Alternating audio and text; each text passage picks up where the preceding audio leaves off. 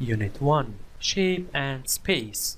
In the previous tutorial, we studied how to find the sum of angles in a polygon, and we explained the two types of polygon, the regular and the irregular type, and we mentioned the difference between them.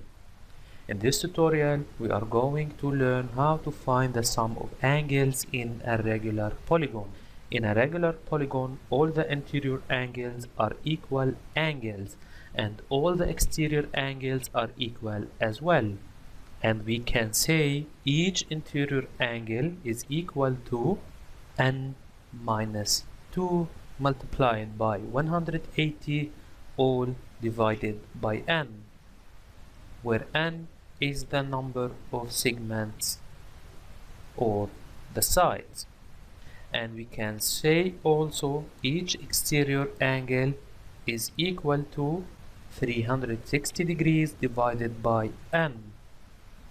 For example, let us look into the following regular polygon.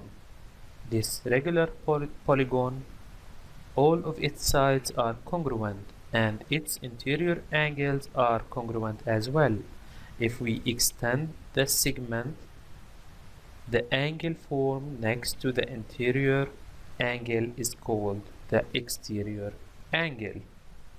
Thus, each point has an interior angle and an exterior angle.